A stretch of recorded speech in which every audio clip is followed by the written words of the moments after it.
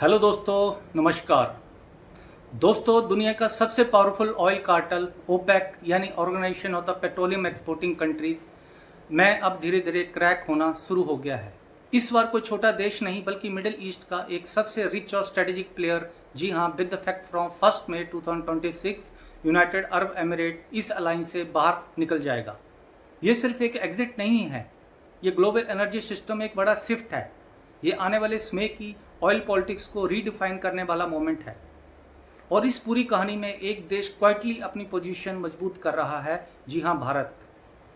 दोस्तों, साल 1960 Baghdad conference में 5 देशों Iran, Iraq, Kuwait, Saudi Arabia, Venezuela ने एक अलायंस बनाया और नाम रखा organisation of the petroleum exporting countries.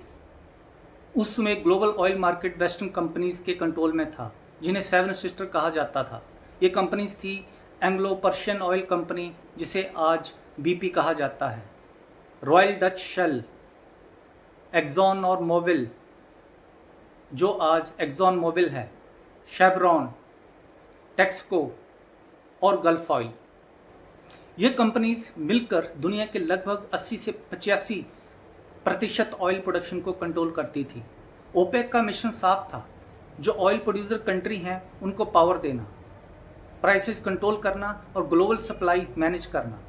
आज भी ओपेक लगभग 30% ग्लोबल ऑयल प्रोड्यूस करता है, और अगर ओपेक प्लस को जोड़ दें तो ये संख्या 45 से 50% तक पहुंच जाती है। यानी दुनिया का लगभग आधा ऑयल कुछ ही देशों के कंट्रोल में है। दोस्तों, 1973 में मिडिल ईस्ट में वॉर हुआ, जिसे योम किपुर वॉर या अक्टूबर वॉर कहा जाता है। मुख्य रूप से इजराइल और इजिप्ट, सीरिया के नेतृत्व वाले अरब देशों के गठबंधन के बीच लड़ा गया, जिसमें इराक, जॉर्डन और अन्य अरब देशों ने भी इजिप्ट और सीरिया को समर्थन दिया था, और अरब ओपेक देशों ने ऑयल सप्लाई रोक दी। इस इवेंट को कहा जाता है 1973 ऑयल क्राइसिस। इसके बाद क्या हुआ? ऑयल प्राइसेस लगभग 4 गुना बढ़ गए। यूएस और यूरोप में फ्यूल क्राइसिस आ गया, पूरी ग्लोबल इकोनॉमी हिल गई। यहीं से दुनिया को समझ आया, ऑयल सिर्फ फ्यूल नहीं है, ऑयल एक जियोपॉलिटिकल वेपन है। लेकिन टाइम के साथ गेम बदलने लगा। 2010 के बाद यूनाइटेड स्टेट ने शेल ऑयल रेवोल्यूशन शुरू किया। दोस्तों, टेक्नोलॉजिकल एडवांसमेंट होने से शेल ऑयल रेवोल्यूशन पॉसिबल हुआ, जिसमें 2 ड्रिलिंग टेक्नोलॉजीज का यूज़ हुआ, horizontal drilling and hydraulic fracturing, जिससे जहां से पहले ऑयल एक्सट्रैक्शन पॉसिबल नहीं था, अब पॉसिबल हो गया। और नॉन ओपेक कंट्रीज़ में ऑयल प्रोडक्शन बढ़ गया और ओपेक का कंट्रोल कमज़ोर होने लगा। इसके जवाब में ओपेक ने एक नया अलायंस बनाया, ओपेक प्लस, जिसमें रशिया, कजाकिस्तान, मेक्सिको, ओमान जैसे देश भी शामिल हुए। गोल ग्लोबल ऑयल सप्लाई को मिलकर कंट्रोल करना। लेकिन प्रॉब्लम ख़त्म नहीं हुई। मेंबर्स बार बार प्रोडक्शन कोटाज तोड़ते थे, इंटरनल ट्रस्ट कमज़ोर होता गया, और सबसे बड़ा मिसट्रस्ट सऊदी अरबिया और यूएई के बीच बन गया। अब आते हैं सबसे बड़े सवाल पर, यूएई ने ओपेक क्यों छोड़ा? पहला रीज़न, प्रोडक्शन कैपेसिटी।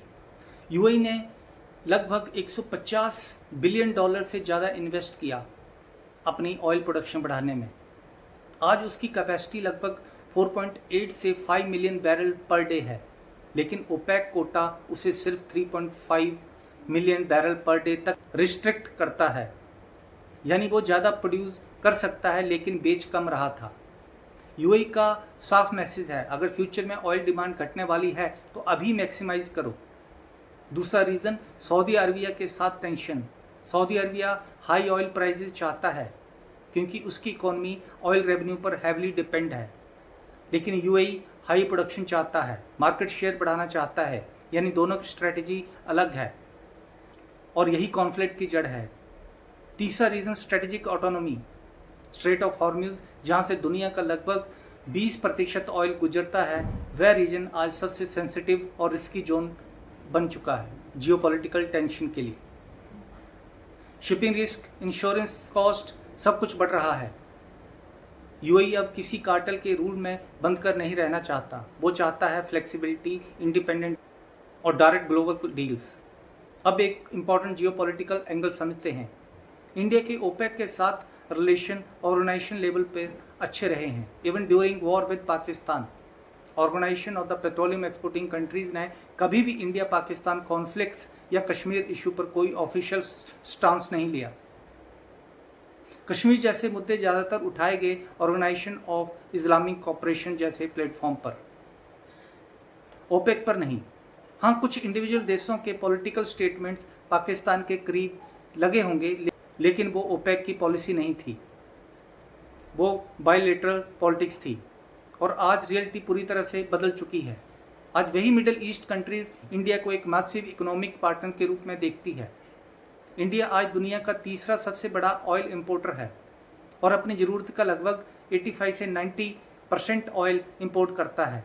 लेकिन फ़र्क ये है, पहले इंडिया प्राइस टेकर था, जो प्राइस मिले उसी पर ऑयल खरीदना पड़ता था, लेकिन आज इंडिया स्मार्ट नेगोशिएटर बन रहा है। इंडिया ने मल्टीपल सप्लायर स्ट्रेटजी अपनाई है, स्ट्रेटेजिक पेट्रोलियम रिजर्व बनाए हैं, लॉन्ग टर्म कॉन्ट्रैक्ट पर फोकस किया है और अब यूएई के एग्जिट के बाद इंडिया के पास और ज़्यादा बार्गेनिंग पावर आ सकती है। अब क्या पॉसिबल है? भारत ने अपने कुछ दूर ही ऐसा देश ढूंढ लिया जो ओपेक के बाहर है और ऑयल मार्केट में अपना शेयर बढ़ाना चाहता है। जहां रूस और ईरान से ऑयल लेने में रिस्ट्रिक्शंस हैं, वहीं यूएई एक नो ऑब्जेक्शन कंट्री है। Direct India UAE energy deals, better pricing, stable supply chains. India अब सिर्फ बायर नहीं है, इंडिया एक स्ट्रेटेजिक एनर्जी प्लेयर बन रहा है। ग्लोबल लेवल पर इसका क्या इम्पैक्ट होगा? मार्केट में स्थिरता बढ़ेगी, प्राइस स्विंग ज़्यादा होंगे, लेकिन कंपटीशन भी बढ़ेगी और कंपटीशन का सबसे बड़ा फ़ायदा बायर को होता है।